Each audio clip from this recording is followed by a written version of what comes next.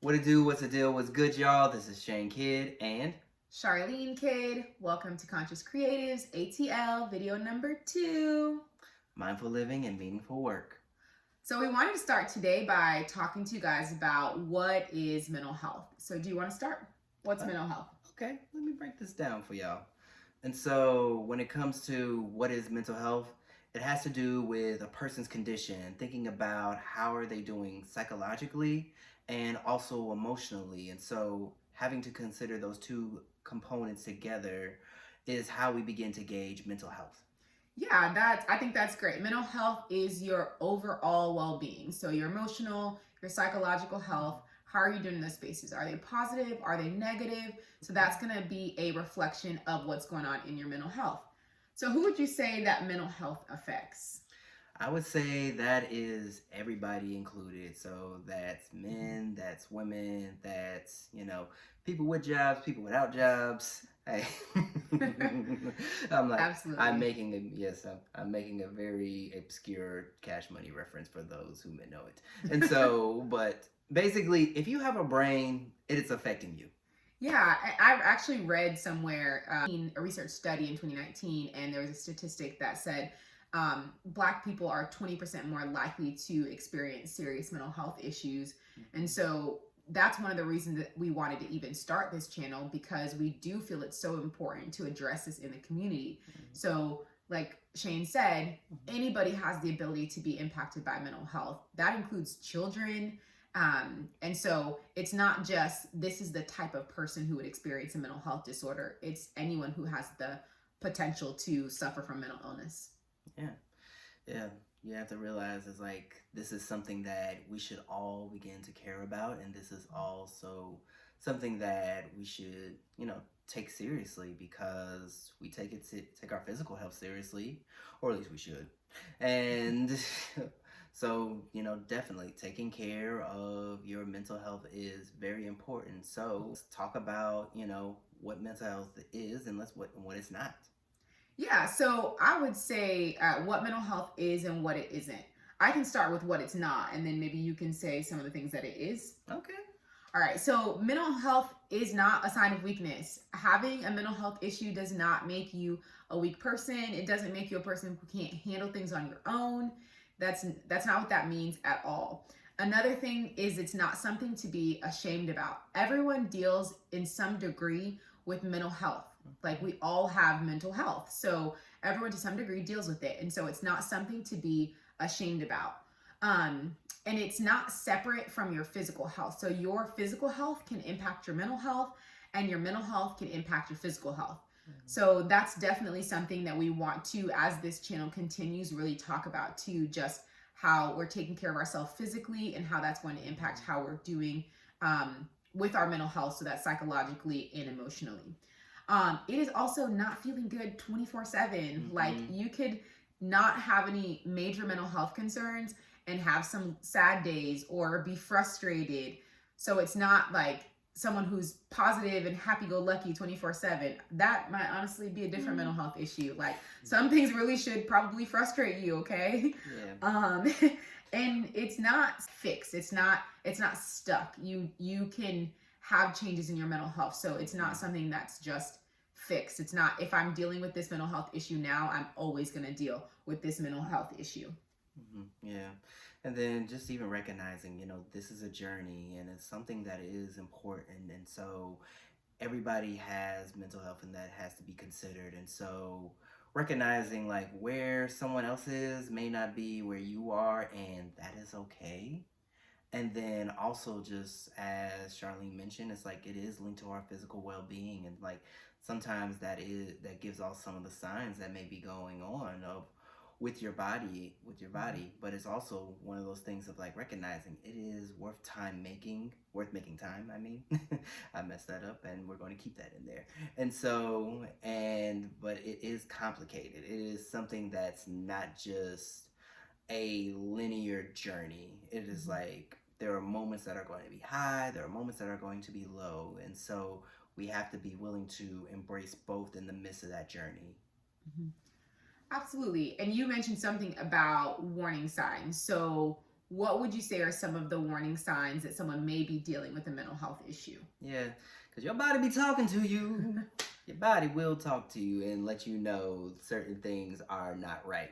And so, just like we recognize that, even like when you get a sharp pain in your foot, you might need to check that out. It's like and see like what's going on with that. It's like sometimes it's like if you're feeling fatigue, if you're feeling like it's hard for you to concentrate, or you're feeling lack of motivation, like those may be some signs that you may really want to really pay attention to your mental health. Can you give them some more signs? Yeah, so one of the things is if you lose interest in things that you used to do. In the clinical world, we call that anhedonia. And so things that you used to find a lot of joy in doing, all of a sudden you're just not interested in those. So difficulty sleeping, like if you're someone who usually doesn't have any issues sleeping, and then all of a sudden you're struggling with falling asleep or staying asleep, that could be a sign that you're dealing with some mental health issues.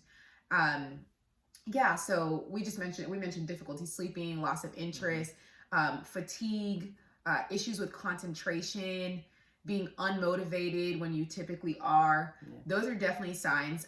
Changes in your appetite is a big sign. Like if you normally eat 3 meals a day and then all of a sudden you're not eating, or all of a sudden you feel like you're constantly eating, that could be another sign that there's some mental health stress going on right there. Yeah, or for some people, they may, self-medicate in different ways. And so it's like, whether that be, seeing an increase in certain habits. So whether that be, heavy drinking, heavy various drug use. And so those are just ways that we can all see like, certain things are different now. And yeah, things begin to change. And also, you over here just using GRE words on folks, but I appreciate you breaking them down. So types of mental health disorders. What are some of the different types of mental health disorders? So, common ones are anxiety, depression. I know a lot of people hear about PTSD, and then there are various mood disorders that people can experience. And then what are some other ones that you can mention? Yeah, so like the mood disorders, there would be like bipolar disorder would fall under that. There are different forms of psychosis, which would be a little bit more extreme. If you're seeing things that aren't there, hearing things that aren't there. There are different panic disorders or different phobias. Those are also considered mental health disorders. Various eating disorders. There's postpartum depression, peripartum depression, which is before, like while you're pregnant.